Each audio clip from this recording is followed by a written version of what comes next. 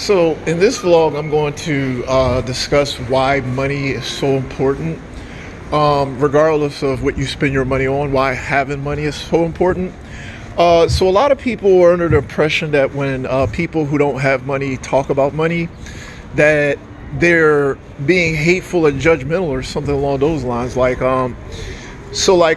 Especially when you talk about spiritual matters, like if you bring up money or what another person should do with their money, that automatically sort of becomes a thing in which you're envious or jealous of people who have it, and you're trying to dictate what they do with their money.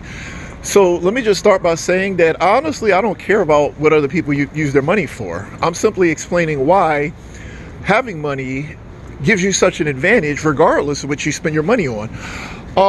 So it's so to I think I've kind of covered this topic a little bit in one of my older vlogs. I think it was one I made maybe a couple months ago.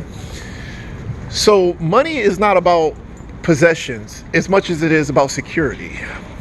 Like you're in control of what happens to you if you have a lot of money, even if you didn't buy anything.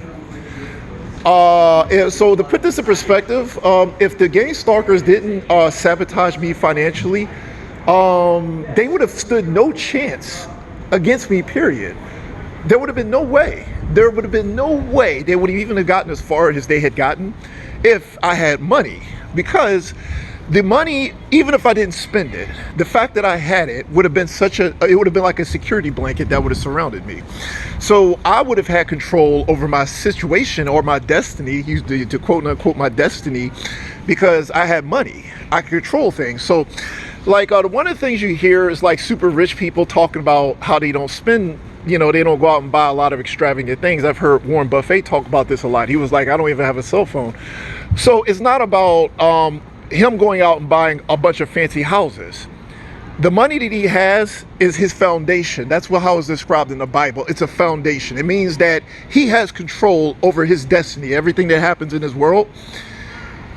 People, even if he didn't go out and spend money, he has money. People respond to him a certain way because he's rich. So he has control. Like if he doesn't buy it, it's because he chose not to, not because he just couldn't. He didn't even have the option of doing it. So what it does is it basically gives you complete control over your destiny in your life. So you can say how things go. When you don't have money, everybody except for you has control over your life. And a lot of these people will be not good people. It's weakness. People see it's weakness. They'll know you're broke. They'll know that the reason why you don't have a car is because you couldn't get one, because you didn't have a choice. So it's basically, in a world full of sharks, you're a wounded animal, a wounded fish, a wounded seal in a world full of sharks. They can smell the blood in the water. That's what poverty is. Poverty is blood in the water attracting the predators. So you're attracting sharks. Or if you're to use another metaphor, it's like you're a wounded animal in a world full of lions, and they can see that you're hurting or you're disabled, or you know what I'm saying, you're vulnerable. Poverty is vulnerability, and it's not about material possessions. So to go back to the Bible, when Jesus in the Bible told the rich man to give away his money, he wasn't being a prick by saying that. Basically, what he was saying was that there are a lot of people, not all the people who are poor are bad people or undeserving people.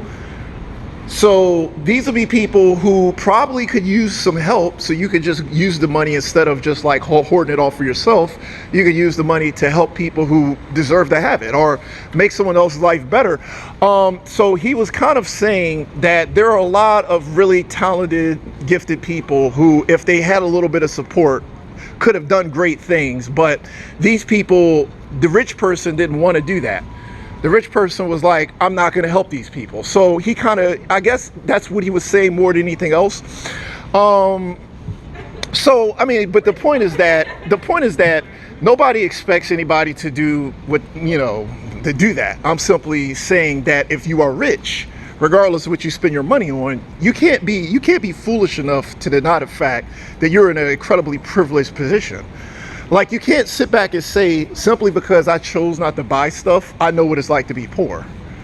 Do I care about fancy stuff? I don't care. Literally, if I was rich, it probably wouldn't change much of anything as far as just like possessions that I own.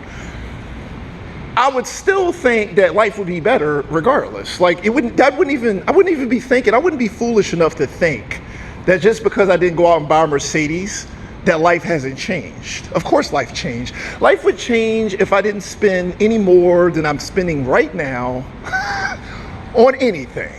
It would have, of course it would change. I would be like, I have $1 million in the bank. That idea alone would change everything. Even if I didn't spend it, it would change everything. I didn't have to spend anything. I would have been like, look, I can live on the side of the road and feel better. I literally could be on the side of the road and be like, this is a way better position than what I was in before. This is why people who have never not had money don't understand. They don't understand this because they live in a bubble. So they have this bubble. And they just don't understand because they've always had.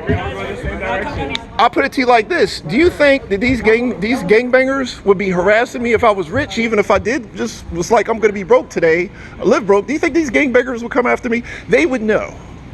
They would know. The money is not only, it's not just about status, I mean possessions, it's about status. It's about having power over your life. So when you try to like talk to people about this, like especially rich people, like Warren Buffett, I mean, I don't think he understands this. Like he's just like, oh, well, you know, I'm not buying anything and my money is tied up in stock. I was like, dude, you have no idea what it's like when you don't have options, like you don't have control, you have nothing. Like everybody else is telling you how things are going to be. They can take from you. You're like an animal. You're like their pet cat, where they decide how much you eat, when you eat. They decide everything for you. You have no control. That is the hiccup. That's the major thing here. Like imagine if you're an animal, you're basically an animal because they're saying, hey, well, if we don't want you to eat, you don't eat. You eat because we give you food. Rich people don't understand that. So for the rich people who are saying you're like us, you are not like us. You're not even close to being like us. It's not about your fancy pants houses. I'm simply saying do whatever you want with your money, but don't pretend it's simply because you decided not to go out and buy stuff you understand what it's like to be impoverished. The only people who understand what it's like to be impoverished are the people who have been impoverished. No one else fully understands that. So like you go through life vulnerable and at the mercy of every single human being you live around. And a lot of bad people with bad intentions take advantage of you. They don't understand that part. So I wanted to be clear about this just in case people don't understand where I'm coming from. And hopefully this makes sense. Until next video, peace.